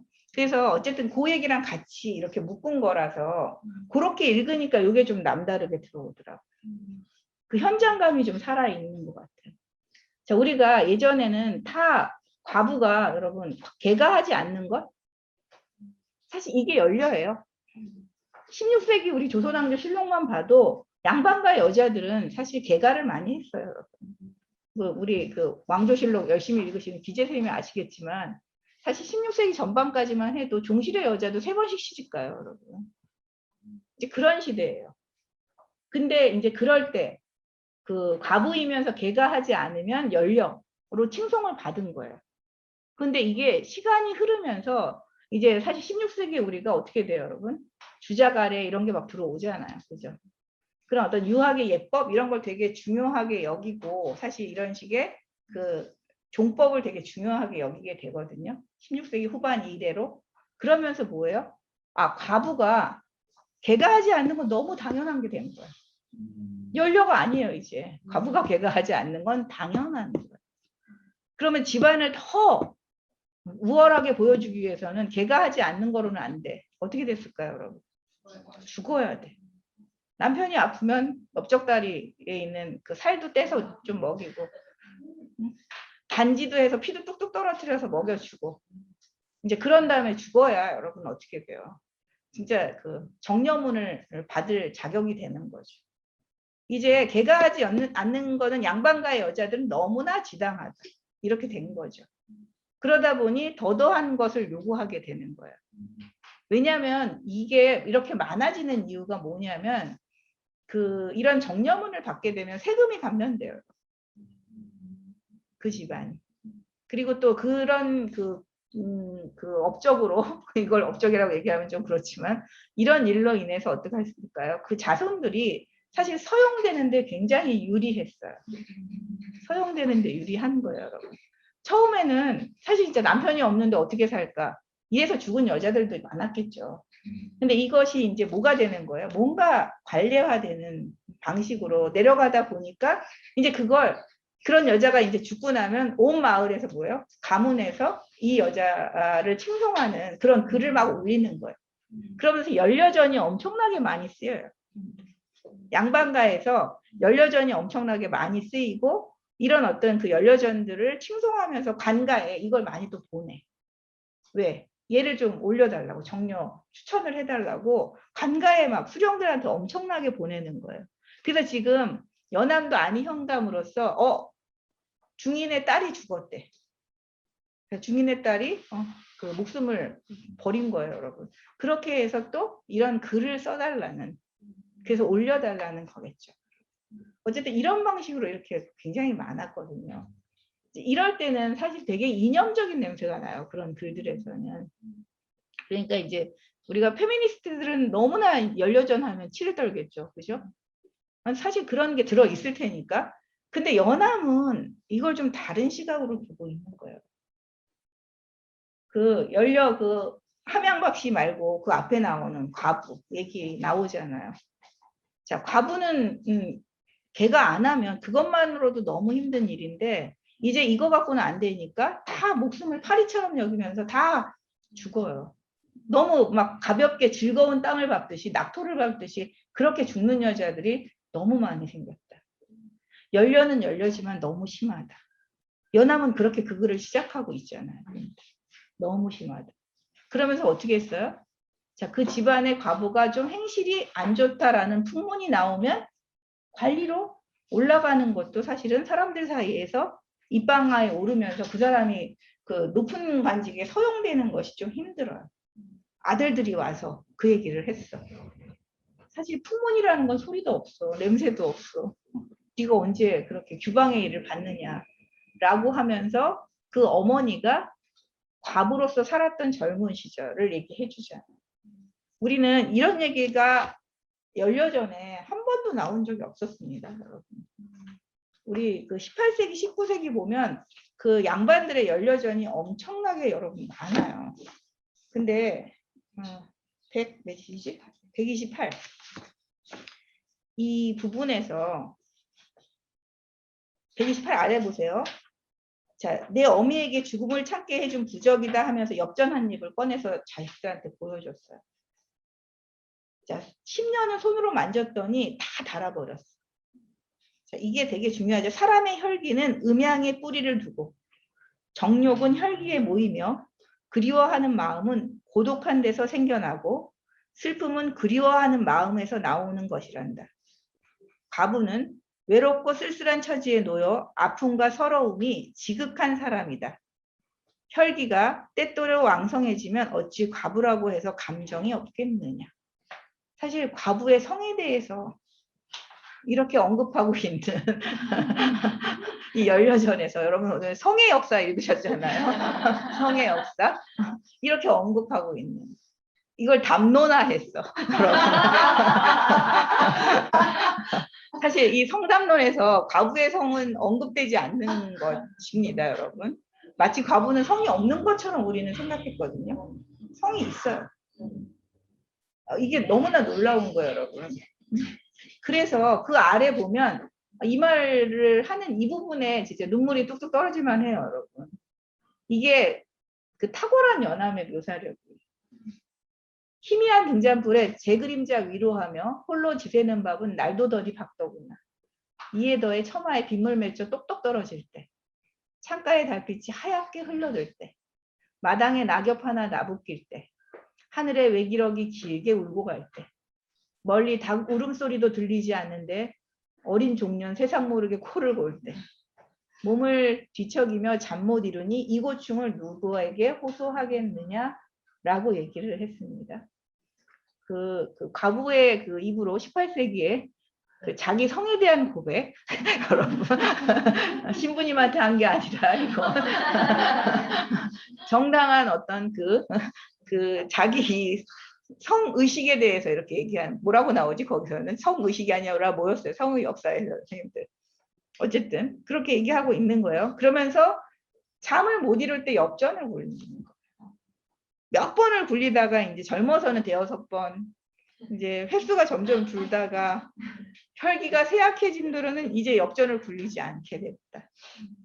자, 그래서 이걸 근데 버릴 수가 없어서 이 엽전의 공로를 잊지 않으려고 이걸 간직하고 있었다 하면서 자식들한테 주는 거예요. 그렇게 해서 서용을 막는 건 그건 진짜 과부의 이 정에 대해서 이걸 무시하는 거라는 거죠. 그게 얼마나 힘든 일인가 그런 인간적인 관점에 대해서 얘기하는 이게 그 제가 고등학교 읽었을 때는 참 대단한 사람이다 연함이라고는 생각했지만 이런 게 이 정감이 움직이는 거잖아요. 이 감정의 사실 이 정서의 문제가 엄청나거든요. 이게 놀라운 거예요. 지금 페미니스트도 이렇게 말할 수가 없을걸요? 이렇게 사람 그 걸리다가 아니잖아요. 성이라는 걸 참는다는 게 얼마나, 그 자연을 참는다는 게 얼마나 힘든 일인가. 그걸 참게 만드는 게 사실은 엄청나게 비인간적인 행위인데 우리를 그렇게 몰아가는 거예요. 그러니까 여성들 스스로도 자기가 그런 주체가 되어서 지금 기꺼이 낙토를 밟듯이 죽잖아요. 그게 얼마나 힘든 일인가. 세상에서 그걸 너무나 흔하게 해서 그렇지 그건 진짜로 힘든 일이다라고 하는 이 이야기를 연암이 얘기해 주고 있는 거예요. 그러면서 함양박 씨 중인인데 사실 안 죽어도 돼요. 걔가 해도 됩니다. 중인. 근데 서민의 여자도 중인의 여자도 걔가 안 하고 그럴 뿐만 아니라 자기 몸을 이렇게 완전히 아무렇지도 않게 버리는 이 행위를 어떻게 봐야 될까요? 너무 안 됐죠. 우리가 이거에 대해서는 경의를 표하는 거예요. 연암이 경의를 표했어요. 정말 대단하다. 그 마음 변치 않으려고 이 사람이 자기 목숨을 던졌을 때 여기서도 여러분 133쪽 그 술중이 비록 용모는 아름다우나 폐결핵을 앓고 또 기침하며 버섯이 서 있는 듯하고 그림자가 걸어다니는 것 같았으므로 집안에서는 모두 크게 두려워하여 다른 중매쟁이를 부르려고 하였습니다. 그러다 방녀가 몸가짐을 가다듬으며 말하기를 지난번 바느질한 옷들은 누구의 몸에 맞춘 것이며 또 누구의 옷이라 불렀던 것입니까? 저는 처음 지은 옷을 지키기를 원합니다. 라고 하면서 이 사람이 죽을 걸 알지만 시집을 간 거죠. 진짜 이 앳된 여인이 어쨌든 시집을 가서 그 남편이 이제 죽었고 이제 따라 죽은 거예요, 여러분. 대상까지 다 치르고 죽었어요, 이 여자가. 근데 연암은 좀 다르게 그걸 이제 해석을 했어요. 그게 바로 134쪽이에요, 여러분. 자, 방녀의 마음이 어찌 이렇지 않았으랴. 양령의 어린 과부가 오래 세상에 남아 있으면 길이 친척들이 불쌍히 여기는 신세가 되고 동리 사람들이 함부로 추측하는 대상에서 벗어나지 못하니 속히 이 몸이 없어지는 것이 최선이라고 여겨 죽었으리라. 그러니까 이렇게 젊은 나이에 이제 과부가 돼서 이제 뭐 개가를 한다면 모르겠지만 이 한평생 내가 이 남편을 지키는 마음으로 살겠다. 근데 이걸 또 그 많은 긴 세월을 산다는 게 쉽지가 않은 거예요. 남의 눈도 의식이 될 거 아니에요, 여러분. 그죠? 불쌍히 여겨지는 신세가 되는 거죠. 그 약간 좀 천덕꾸러기처럼 취급되는 자신이 싫어서 이 사람은 죽었을 것이다. 우리가 죽음의 이유는 참 여러 가지인데 이 젊은 여성은 왜 죽었을까? 연암은 또 그걸 깊이 생각한 거예요. 그냥 보통 당연히 과부가 자기를 지키기 위해서 죽은 거겠지라고 생각하지 않았어요. 그냥 그걸 단순히 칭송하는 게 아니에요, 여러분. 경의를 표하되 그 마음을 헤아려 보는 거. 그래서 그 마음을 헤아리고 이렇게 한 자락 남겼어요. 우리가 가지고 있는 그 20대 여성들에 대한 굉장한 또 편견들이 많잖아요, 여러분. 과부가 된 20대 여성이 살기에는 뭔가 녹록지 않은 세상이잖아요.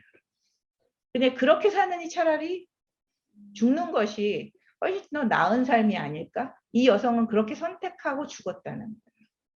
20대 그 진짜 초반의 여성이 이렇게 자기 목숨을 던졌을 때 그때 그 마음이 뭘까를 연암은 놓치지 않고 이렇게 썼어요.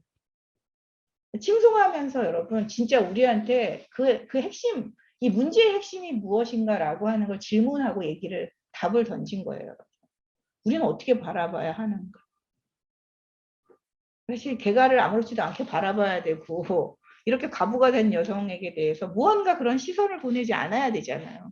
근데 지금 이 세상은 그러지 않은 세상인 거죠. 연암이 이렇게 쓴다는 건 저는 이런 마음으로 쓴 사람은 딱 한 사람 본 것 같아요. 물론 이 과부가 되는 것이 얼마나 지나친 것인가라고 얘기하는 사람들도 있긴 있어요. 없지는 않습니다. 그렇지만 이렇게 전면적으로 그 여성의 삶에 대해서 문제화하고 있는 그런 글은 사실 저는 연암박지원에게서 처음 봐요. 지금도 이렇게 우리가 이런 마음으로 헤아려서 쓰기는 쉽지가 않아요. 그래서 이게 바로 진짜 공명하는 게 이게 아니고 뭐가 공명일까요, 여러분들? 우리가 어떤 공감의 정치를 많이 얘기하잖아요. 이런 게 공감의 정치인 거예요. 가난한 사람한테 재난지원금 몇 푼 더 던져준다. 이것도 물론 되게 필요하지만 그거는 아주 기본적으로 필요한 일이겠지만 그거보다 더 깊이 마음을 헤아릴 수 있는 것. 문제의 진짜 핵심이 뭔가를 그걸 알아차리는 것. 그게 정치가의 마음이어야 되고 또 우리가 같이 공동생활하는 사람들 각자가 또 우리 관계하는 사람들에 대해서 맺어야 되는 마음이 아닐까?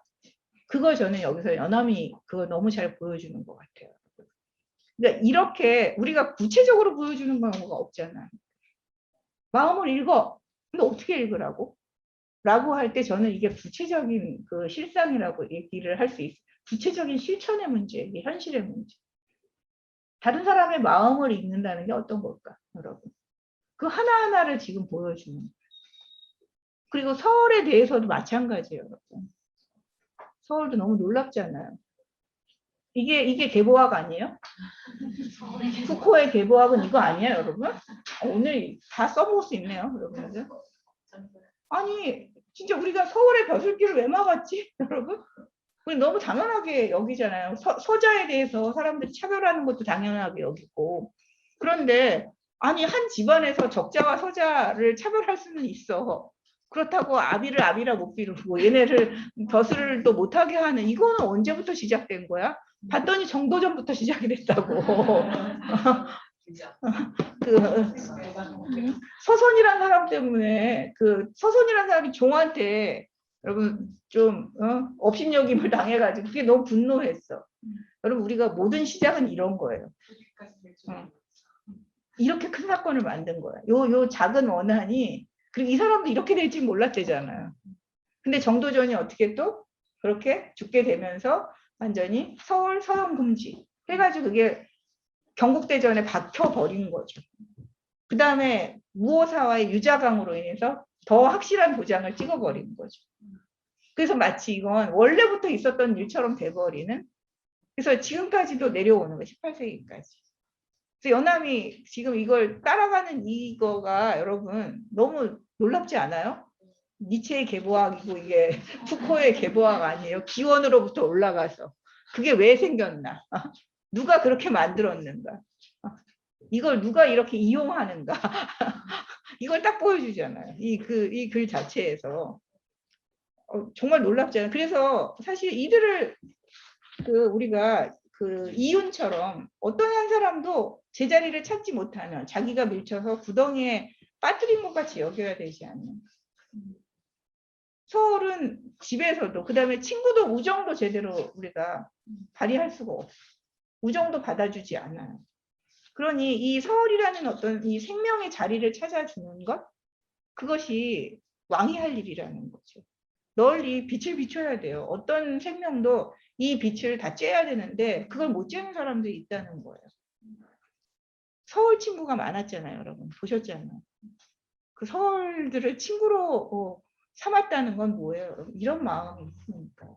그리고 이런 건의를 할 수 있는 거예요. 그들과 더불어 관계하면서 그들의 마음이 어떤가를 알기 때문에. 그들의 실상은 어떨까? 얼마나 억울할까? 재능이 있어도 아무것도 할 수 없는 자로 만드는 거. 아니 그렇게 본종을 얘기하면서 왜 이건 또 어머니 이쪽을 따르는 거야? 여러분. 우리 모순이 너무 많죠. 계보학을 하면 모순이 다 드러나잖아요, 여러분. 우리가 계보학은 이 모순을 우리한테 보여주기 위해서 그 기원을 따지고 들어가는 것 같거든요. 그거를 딱 얘기해주고 있는 부분인 것 같아요. 그리고 그 뒤에 김필군이라고 하는 여러분 서학. 서학에 대해서도 너무 놀랍지 않나요? 자, 연암은 사실 천주교를 좋아하지 않습니다, 여러분. 천주학은 이단이라고 생각했어요. 연암은 사실은 유학자이자 성리학자입니다. 이런 입장에서 봤을 때 이단은 확실하게 이단이에요.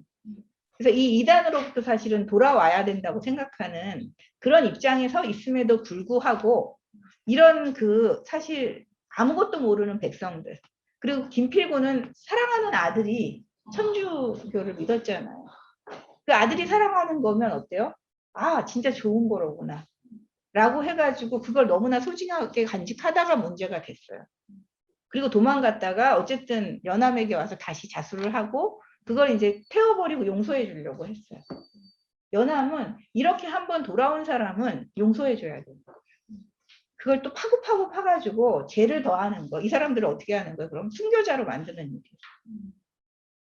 문제를 더 정확히 짚고 있어요. 그리고 이런 사람들은 사실은 우두머리가 아니잖아요.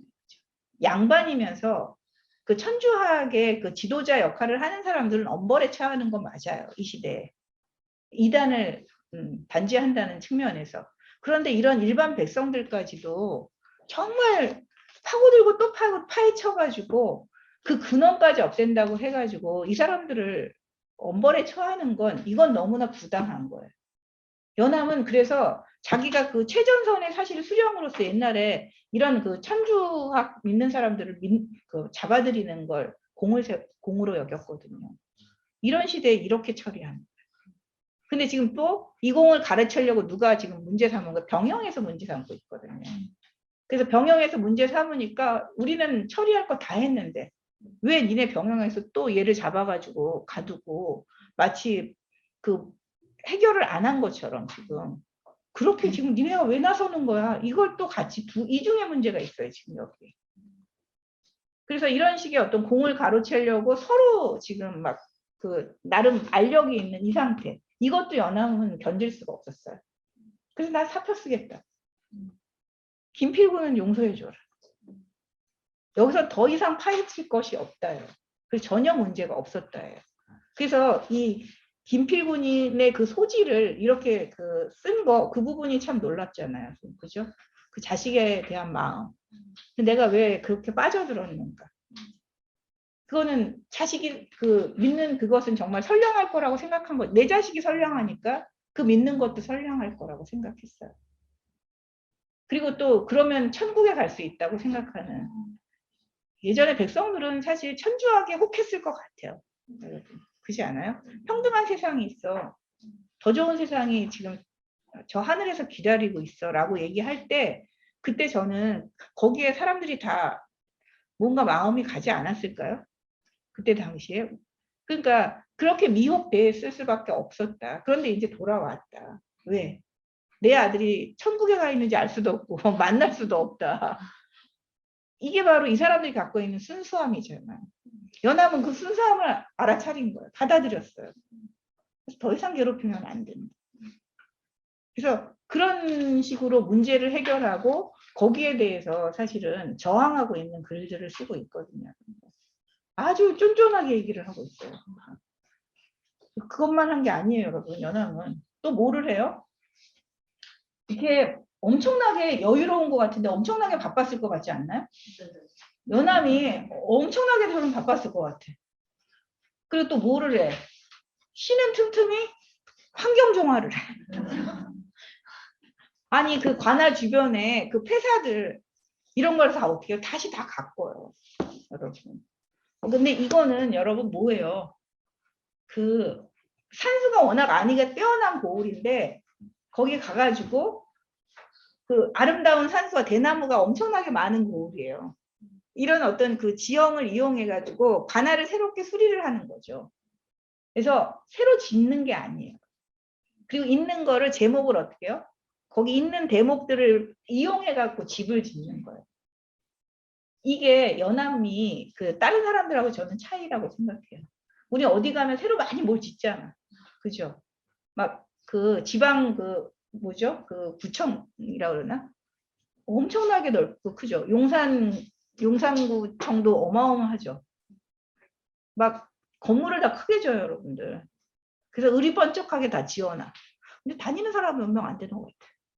그 이용하는 사람도 많지 않잖아. 근데 연암은 어쨌든 관아에서 퇴락한 지 오래된 걸 철거하고 그걸 땅을 다 다시 다져갖고 거기다가 그 당을 짓고 거기에 또 어떻게 해요? 연못을 새로 파가지고 거기에 꽃을 다 심어요.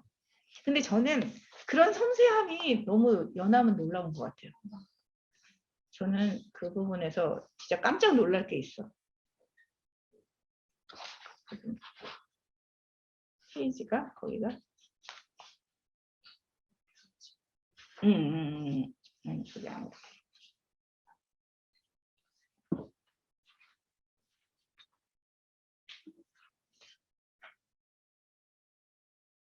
그 113쪽 보면 그 하풍 중로당을 세운 까닭해서 나오는 거기에 이제 막 그 나무들 막 다 심잖아요, 형님들. 그래서 담장 아래는 한 그루 홍도나무, 연못가에는 두 그루 오래된 살구나무, 누각 앞에는 한 그루 배나무, 집 뒤에는 수만 그루 푸른 대나무, 연못 안에는 수천 포기의 연꽃, 정원에는 11뿌리 파초, 밭에는 9뿌리 인삼, 화분에는 한 그루 매화를 심어두니 이 당을 나가지 않아도 사계절의 변화를 모두 감상할 수 있다. 여러분, 이런 꼼꼼함이에요. 이게 다 계획이 있는 거예요, 여러분. 홍도나무 한 그루, 두 그루의 살구나. 딱 계획이, 이 규모가 나름 있어요. 규모의 경제. 여러분, 이런 방식으로 이렇게 다 심지, 이런 것도 막 7렐레, 8렐레 좋다고 심는 게 아닙니다, 여러분. 딱 그 마당에 딱 맞게 이렇게 딱 심어요. 이런 알뜰함이 있어요, 여러분. 그러면서 뭐라고 해요, 그 아래? 동산을 거닐며 술만줄기 대나무에 영롱하게 맺힌 구슬을 마주할 때는 맑은 이슬 내린 새벽이다. 저는 연암의 이런 묘사가 진짜 좋아요. 정말 탁월한 것 같아요. 난간에 기대어 수천 줄기 연꽃들이 보내는 향기를 음미할 때는 햇살이 부드럽고 바람이 시원한 아침이다. 가슴이 답답하고 정신이 산란하여 탄건이 점차 숙여지고 눈꺼풀이 무겁게 내려앉다가 파초잎 툭툭거리는 소리에 정신이 번쩍 깨어날 때는 한 줄기 소낙비가 시원하게 쏟아지는 한낮이다. 아름다운 손님과 함께 무대에 올라 아름다운 나무들이 자랑하는 정결함을 즐길 때는 비가 갠 날의 달밝은 저녁이다. 주인이 휘장을 내리고 매와 함께 여의어가는 때는 쌀아는 소리 없이 내리는 한밤이다. 이렇게 얘기했어요. 근데 이렇게 해놓은 이유가 뭐예요? 이걸 내가 즐기면서 저 백성들이 이 즐거움을 함께하지 못한다면 이 태수가 이 당을 지은 뜻에 어긋나는 것이라 얘기를 했거든요. 그래서 하풍 중로라고 하는 이 뜻, 당에 거처하는 이가 아침에 연꽃이 활짝 피어 향기가 멀리까지 퍼지는 것을 보면 훈훈한 바람같이 은혜를 베풀고, 하풍입니다. 연꽃이 바람으로 이렇게 날아가게 그 새벽 대나무에 이슬이 스며들어 고르게 젖는 것을 보면 이슬같이 두루 선정을 베풀어야 하리라 하고 하풍중로당이라고 얘기했어요.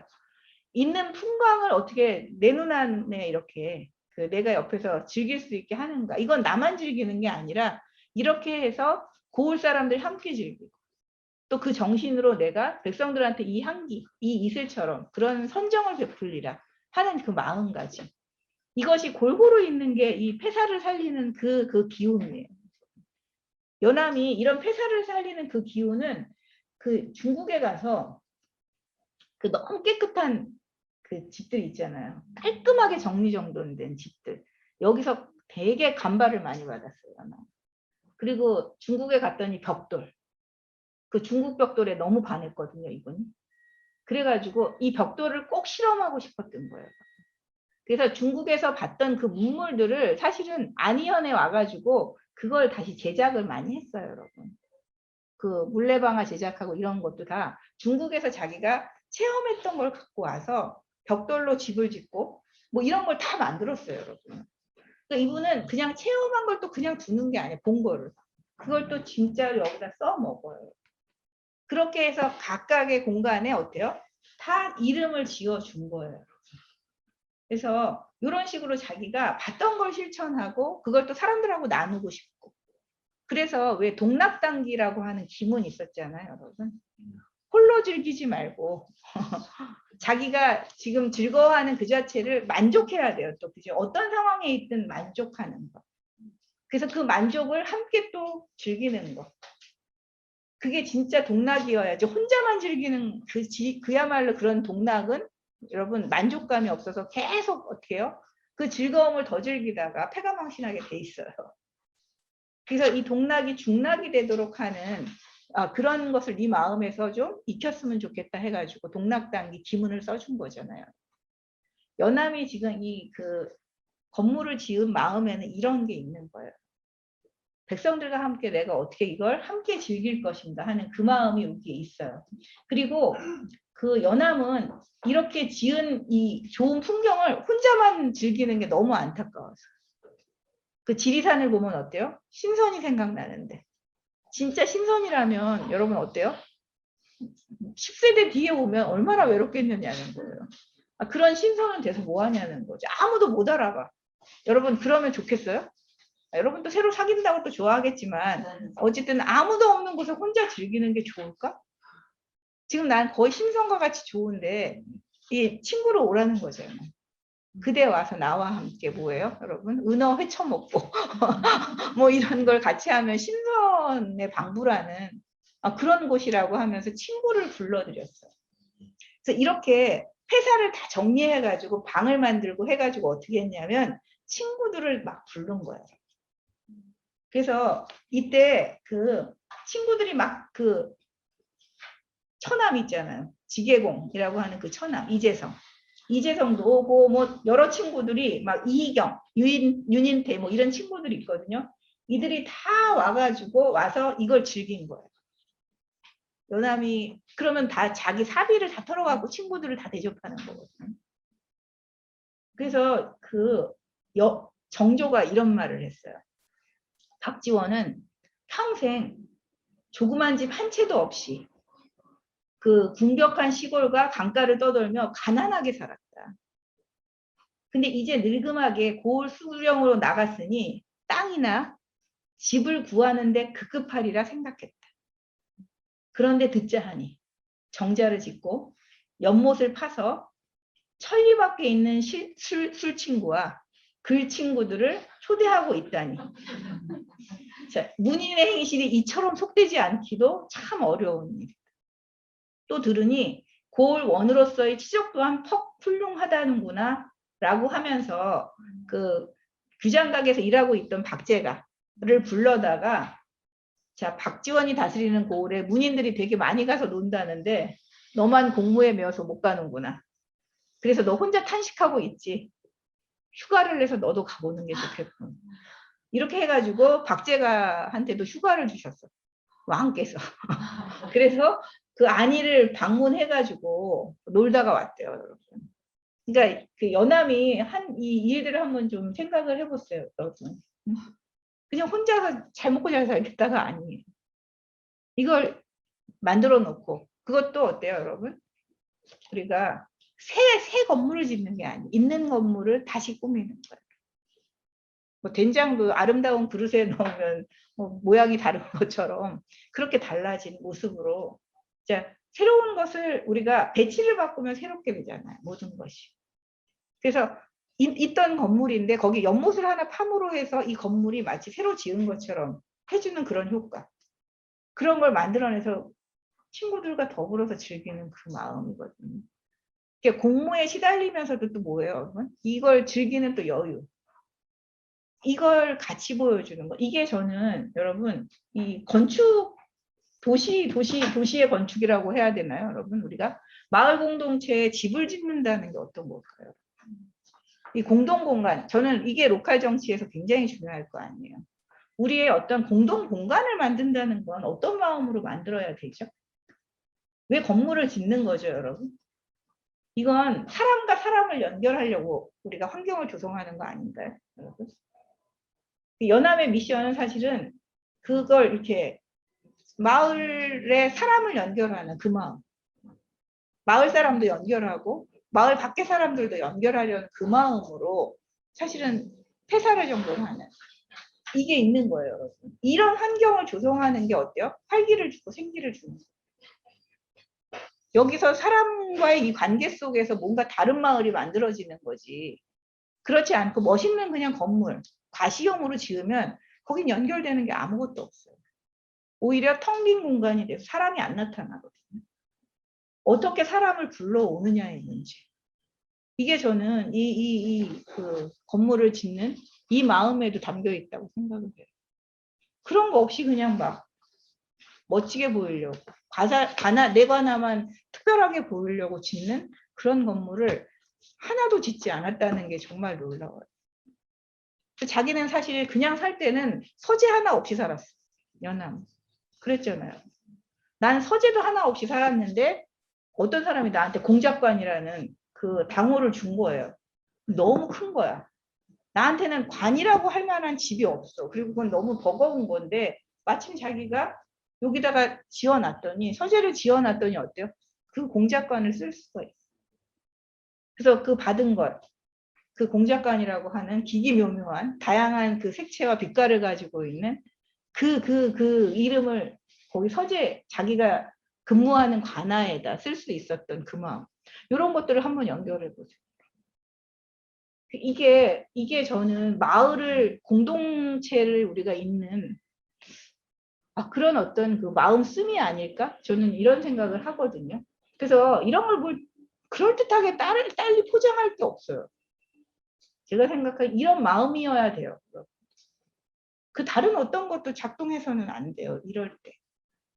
그래서 뭔가 자기 어떤 지식, 뭐 아니면 자기가 갖고 있는 어떤 다른 재능 이런 것들을 자랑하려는 마음이 아니에요. 여기에는. 그래서 이게 마을과 마을을 잇고 사람과 사람을 잇는 그런 어떤 행위다. 이거 외에 다른 건 하나도 있을 수가 없다는 거.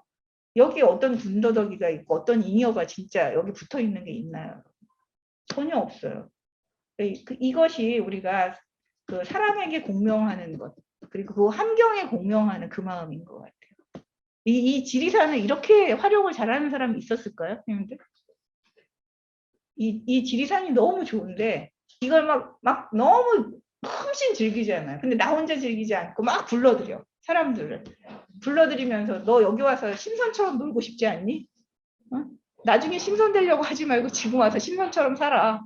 이렇게 얘기하면서 막 불러들이고 그리고 딴 데 가려고 하지 말고 이런 곳에 와서 뭐를 하라 그랬죠? 현감 생활을 해. 다른 욕심 부리지 말고.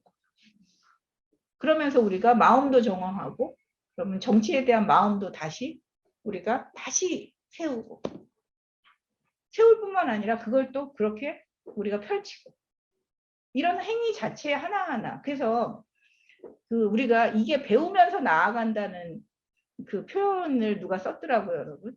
우리가 지식을 쌓는 게 아니고 뭐 장자도 노자도 늘 그렇게 하지만 배우는 건 우리가 날로 덜어내는 것이다라고 얘기했거든요.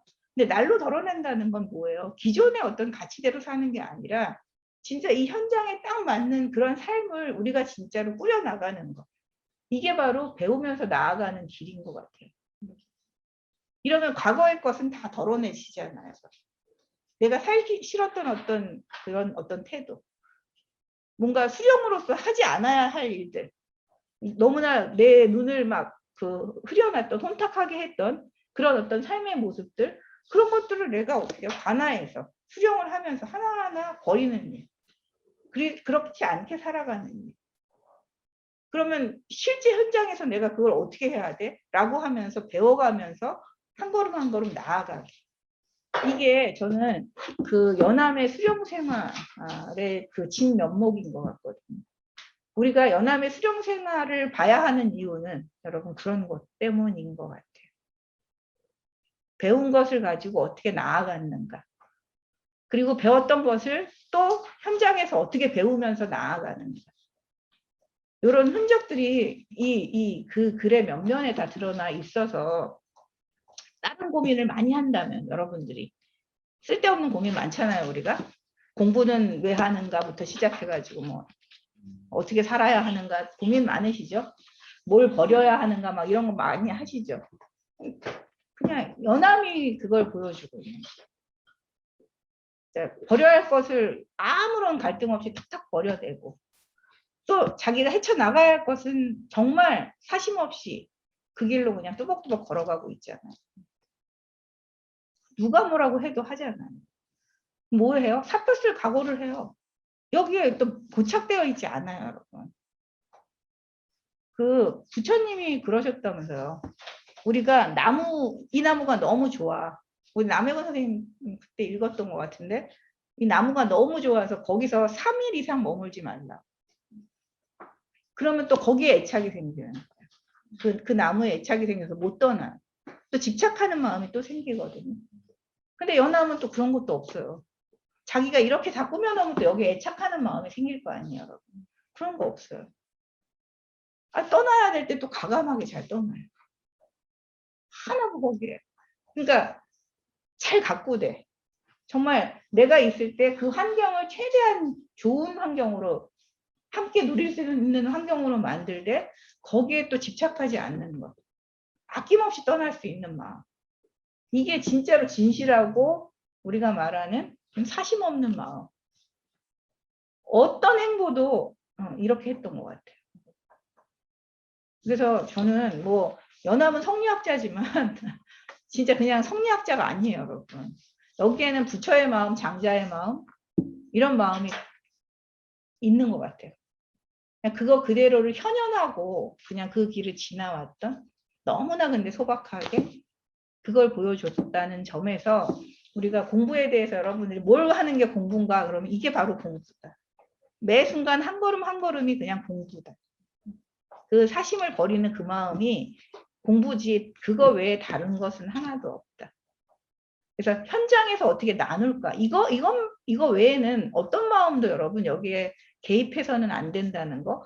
이게 그 연암이 그 수령 생활에서 보여준 거라고 저는 생각을 해요.